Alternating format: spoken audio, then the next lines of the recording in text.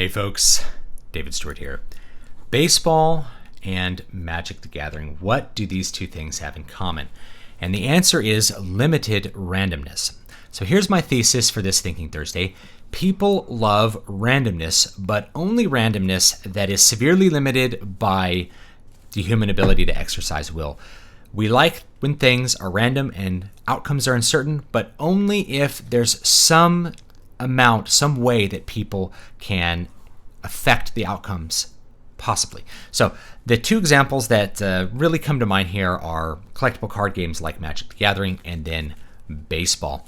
So let me start with baseball. I don't know if you had to do this in math class, but 20, 30 years ago in the before time when I was a mere lad, we had to do this thing called fantasy baseball as part of math class. And it was actually pretty fun. It was a fun way to explain statistics. But what you do is you'd get a pack of baseball cards and open them up and you draft players and trade them around with your friends until you had a team of baseball players. And then you'd flip over your baseball card and you'd look at it and there'd be stats on the baseball card. And those stats would be like, here's his batting average, here's errors, things like that. And you'd put them on a pie chart. So you'd figure out all the percentages of what was likely to happen every time he went up to bat, and you'd put it on a pie chart. And then you'd put a little spinner on it.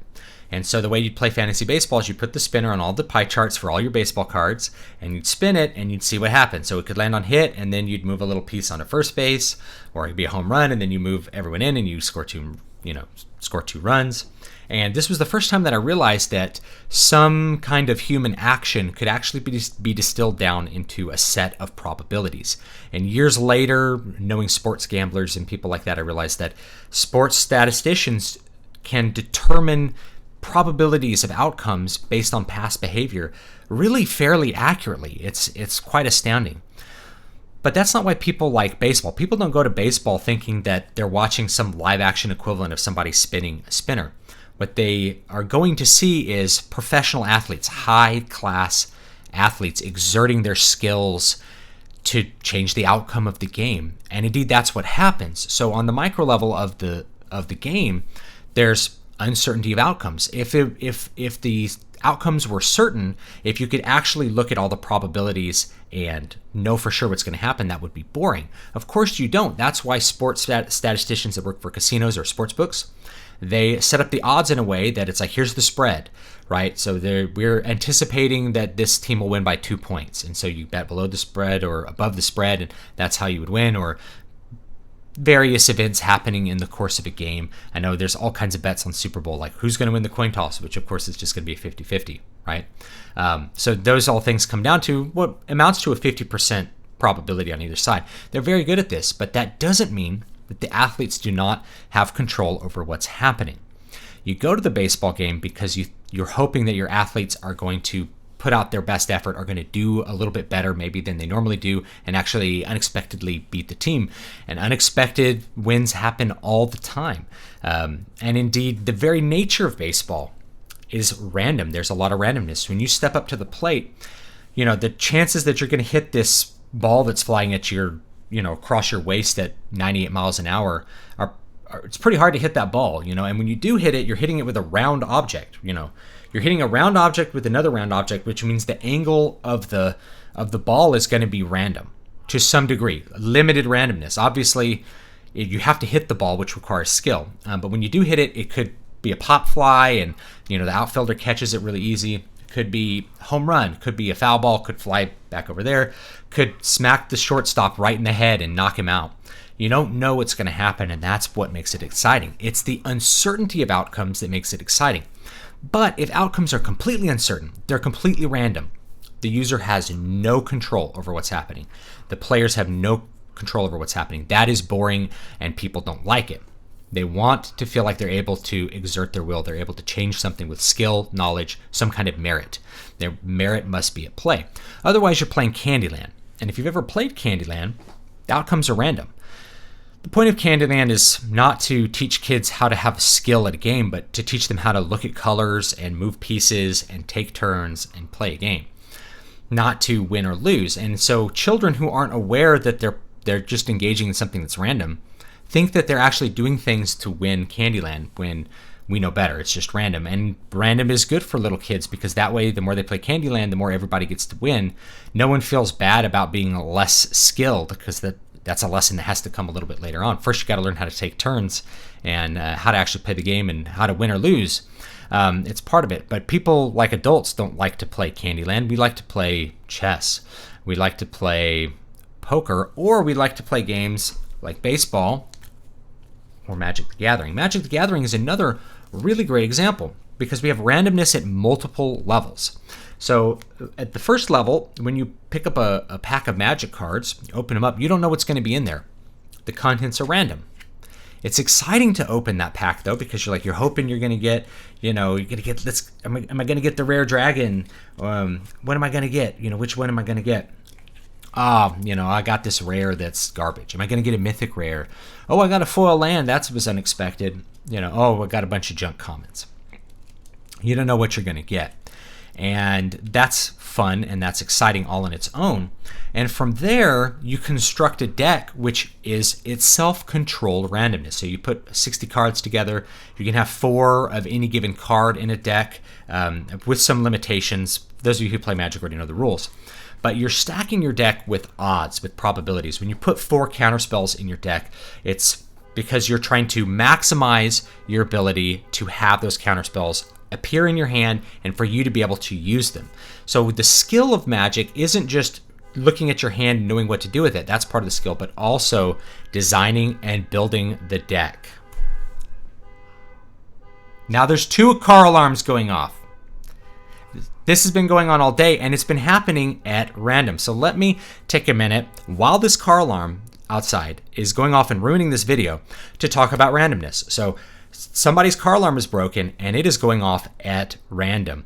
And this is a random negative event. This is not the kind of random event that I like. It's a random event that I can't control and which is negatively affecting me. So it's perfect to talk about in this video, and it's a random thing that I get to talk about. So going back to Magic the Gathering, guys, controlling what's in your deck is going to up your odds of success getting the cards that you need to get when you want to get them. Same thing with Hearthstone.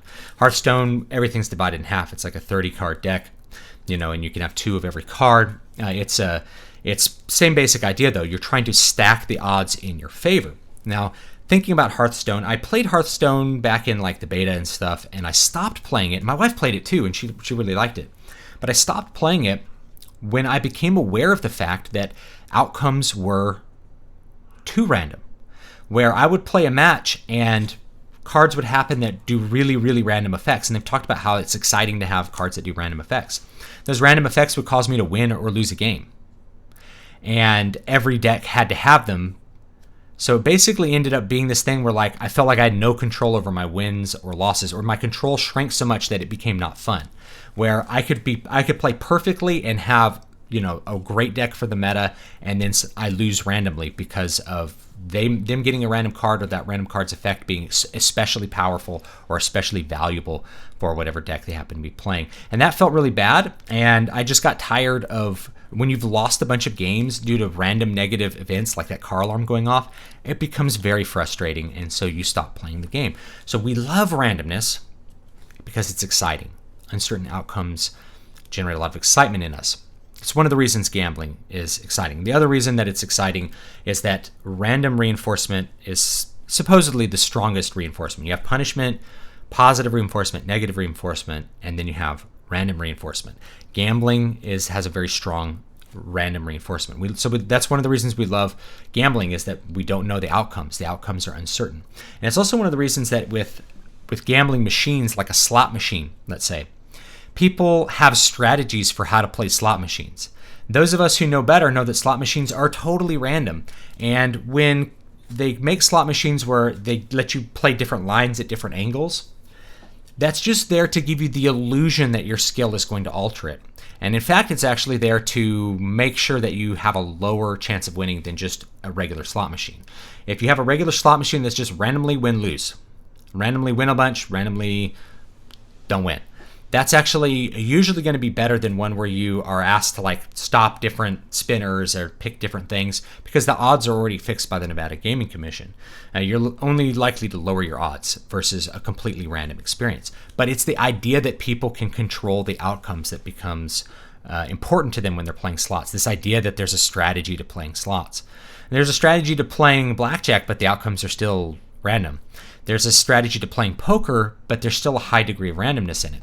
So if you're going to do any kind of gambling where you feel like you need to have control, it's probably learning to play poker. Is probably the one that I would recommend, because like Magic the Gathering, the randomness is in the cards, like the order of the cards. But you can still, if you're very good with math, determine the probabilities with the information that's on the table, and you can still have a hope of affecting the outcome and be a good poker player or a bad poker player. That's why there's poker players who are consistently successful. They're good at the game. Skill matters in poker. It matters in Magic the Gathering. But there's always randomness that could make you fail or make you win, and that's part of the excitement. So that's my thesis for that. Sorry for the car alarm going off. It's been going off all afternoon in the middle of when I've been trying to do things like record this video. So it's a great example of just random bad things happening that we don't like. I have no control over that broken car alarm. When it goes off, when it stops beeping. That's a thing which I don't have control over, and so I don't like it. So when we don't have control over random outcomes, we feel bad. But if it was a thing where it's like every 10 minutes I could press a button and it either makes it go off, or I can solve a puzzle and it will make it stop, but there's a 30% chance of it stopping, then I'd probably be more engaged with that. So anyway, thanks so much for watching this little Thinking Thursday video. Leave me your thoughts down below with regards to randomness. How much randomness is the best and how much is not very fun? So thanks so much, and I'll see you guys next time.